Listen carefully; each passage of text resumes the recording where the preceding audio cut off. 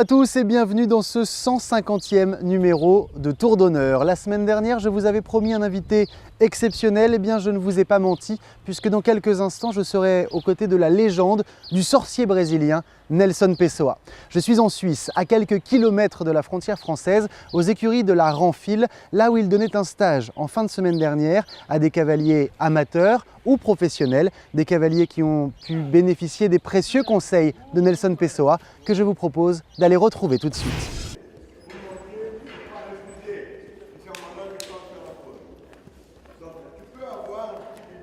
Et j'ai donc rejoint une des légendes vivantes de ce sport, Nelson Pessoa. Bonjour Nelson. Bonjour. Merci beaucoup de nous accorder un petit peu de temps pendant ce stage ici aux écuries de la Ranfil.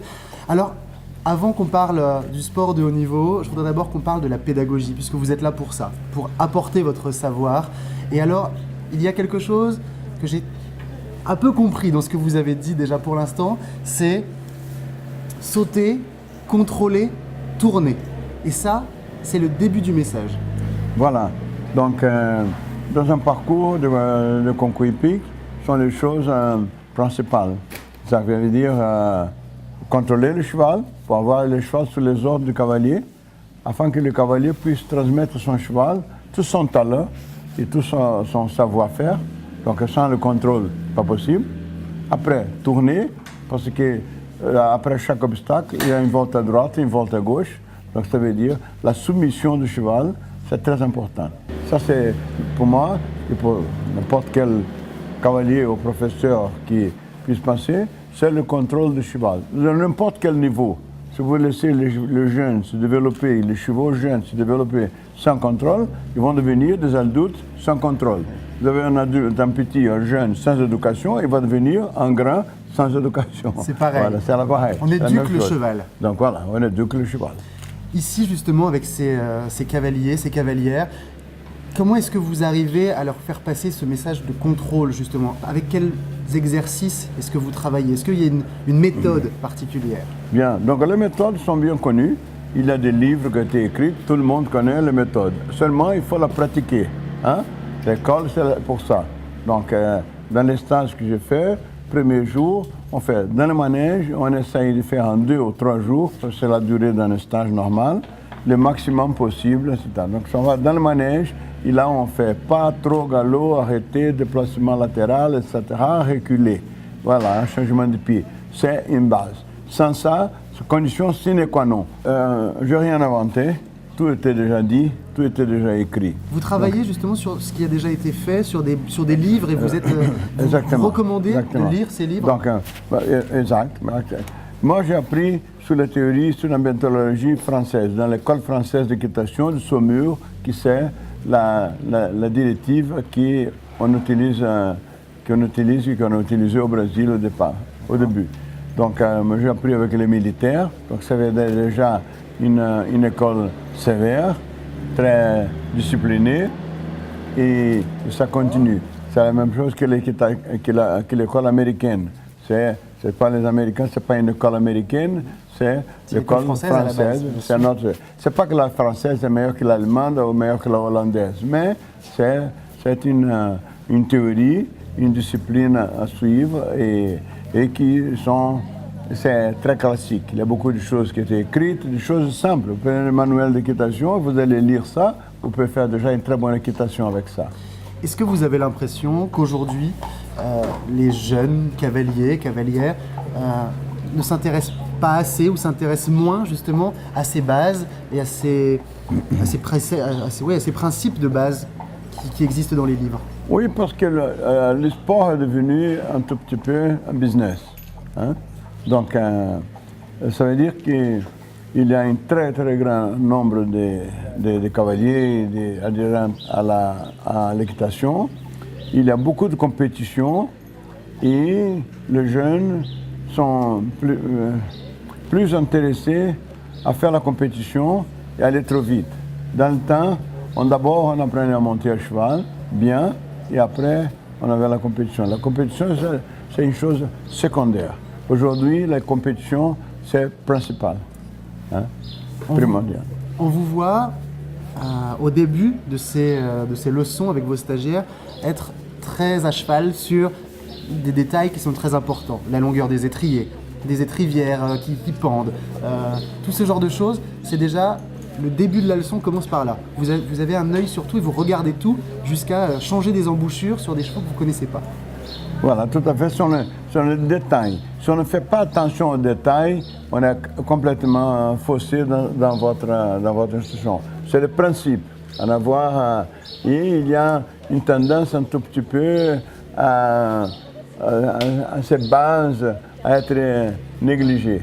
Donc, moi, je suis un petit peu de la vieille école, hein, malgré que j'ai traversé toutes ces générations à travers le temps, mais je continue avec mes vieux principes qui sont les principes bien. Parce que quand vous allez regarder les grands cavaliers, leurs principes sont les anciens principes. Il n'y a pas un seul cavalier, à part les exceptions, qui n'interprète pas les bases classiques d'équitation, que ce soit allemande, hollandaise, française, etc. Alors justement, ces grands cavaliers, on va les retrouver tout de suite. Vous ne bougez pas Nelson parce que j'ai encore quelques questions à vous poser. Mais ces grands cavaliers, eh bien, on les retrouve à Anvers pour le début du Global Champions Tour. Regarde. On les attendait redoutables à Lyon, mais il fallait finalement attendre Anvers pour voir un Américain au top. McLean Ward remporte en effet cette première étape du Global Champions Tour avec Rothschild grâce à un barrage très rapide en 37 secondes et 12 centièmes. Rapide, mais pas le plus rapide, car en 35 secondes 73, Pénélope Le Prévost avait réalisé le meilleur chrono du jour avec Nayana. Mais la Française a une faute au compteur. Elle ne remporte donc pas sa troisième épreuve du week-end, mais avec ce nouveau classement et sa 5e place, elle repart avec le titre de meilleure cavalière du concours.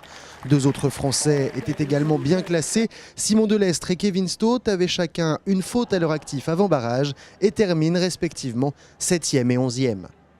Si l'expérience l'a emporté avec la victoire de McLean Ward et la 2e place de Rolf-Göran Bengtsson avec Casa Laesca, la jeunesse s'est montrée talentueuse puisqu'à 19 ans, Constant Van Paschen faisait vibrer son public et terminait sur la 3e marche du podium.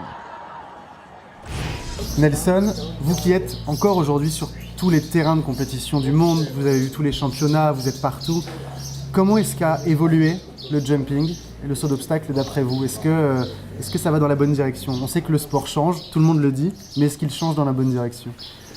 Bien sûr, je ne peux pas dire qu'il change dans une mauvaise direction. Pour ça, la Fédération Équitation Internationale s'occupe beaucoup pour que cette évolution, ça se passe bien. Donc maintenant, vous avez des grandes compétitions, Coupe du Monde, Championnat d'Europe, Championnat du Monde, Global Tour, Grand Prix, tous les événements, Coupe des Nations, etc.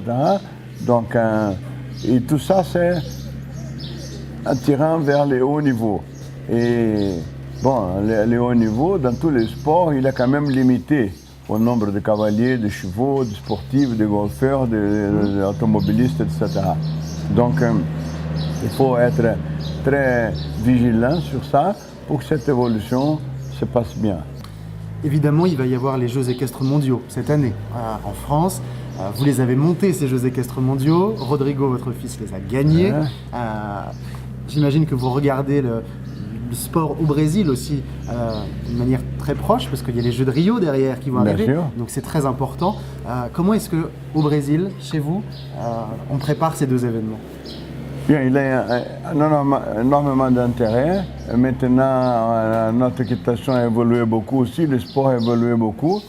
Donc, tous ces cavaliers valables brésiliens sont en Europe pour pouvoir acquérir une qualité internationale, avoir de bons chevaux. Maintenant, on est dans une phase de sélection. On a 6 ou 8 cavaliers capables de faire le championnat du monde en Normandie avec une très bonne possibilité. L'année dernière, notre équipe a fait premier et deuxième dans les 2 Coupes des Nations à la finale de Barcelone. Donc, on est vraiment absolument capable actuellement. Donc, notre chef d'équipe, Jean-Maurice Bonneau, et la fédération, avec notre aide, on est en train de pouvoir donner un programme pour avoir la meilleure sélection, la sélection idéale pour le championnat. Alors je sais que vous êtes très proche de cette équipe, vous êtes proche de grands cavaliers internationaux, on vous a vu coacher beaucoup de cavaliers, votre fils évidemment, et puis on a vu Daniel Blumen, le Colombien, maintenant vous travaillez aussi avec Doda, le Brésilien. Qu'est-ce qui vous plaît dans l'enseignement? Parce qu'on vous voit avec ces grands cavaliers, mais aussi avec ces stagiaires ici, qui n'ont pas le niveau encore d'aller faire ce genre d'épreuve. Okay. Qu'est-ce qui vous plaît dans l'enseignement?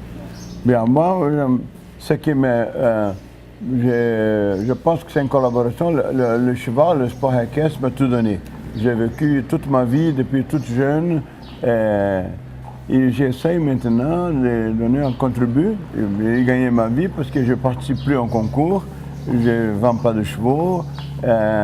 Donc ça veut dire l'enseignement sont des choses c'est la chose qui me passionne et qui m'intéresse beaucoup. J'aime bien voir à mes stages comme ici, ce sont des cavaliers jeunes qui font des épreuves petites, etc. Mais voir que d'un jour à l'autre, on arrive à les transformer et à les remettre bien. Et c'est aussi un test et une expérience pour développer. On apprend toujours avec les chevaux. Hein? Donc ça c'est la bonne chose. Tous nos cavaliers brésiliens, ils étaient pratiquement formés par moi. Rodrigo, Doda, Bernardo Alves, Pedro Vinícius, tous ont venu monter chez moi, toutes jeunes. Doda et Rodrigo, ils étaient copains à 14 ans. Ouais. Bon, maintenant, ils ont 40, sont de grands cavaliers. Et je continue à les aider un petit peu quand ils ont besoin, recourir à mes conseils, etc. Mais donc, moi, je suis vraiment ravi que notre pays puisse avoir une équipe compétitive et pouvoir disputer avec l'Allemagne, l'Hollande, la France, etc., les grands pays de l'équitation en conditions d'égalité. C'est tout ce que je vous souhaite, une médaille au prochain championnat du monde. Okay. Et puis merci beaucoup, j'ai été ravi moi de vous rencontrer ici. Merci beaucoup. Merci. Et à très bientôt. À très bientôt, merci.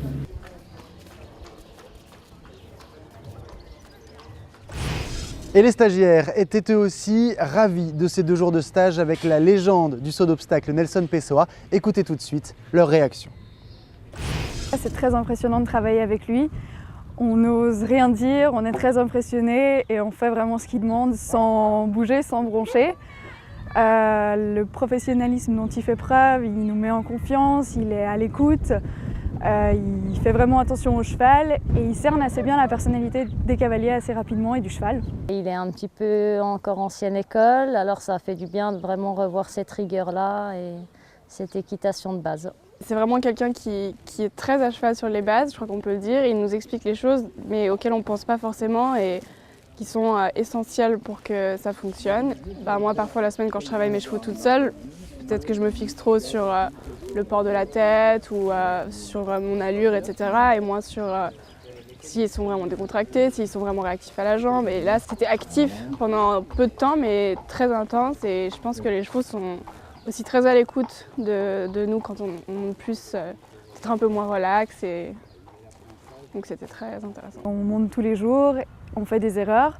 On n'a pas forcément quelqu'un derrière nous qui nous suit tous les jours. On prend des mauvaises habitudes et on se rend compte qu'en fait les bases, c'est ce qu'il y a de plus dur à travailler. Et quand on s'est retrouvés le premier jour tous dans le manège, rien que d'arrêter son cheval carré et de le faire reculer, y a des chevaux qu'on a été incapables alors qu'ils tournent 1,35 m tous les week-ends. Quand je vais rentrer à la maison, on va reprendre des exercices, repasser ce qui a passé plus difficilement et continuer à travailler. Et c'est maintenant la fin de ce 150e numéro de Tour d'Honneur, mais bien sûr on se retrouve lundi prochain pour un nouveau numéro. D'ici là, passez une très bonne semaine. Ciao à tous.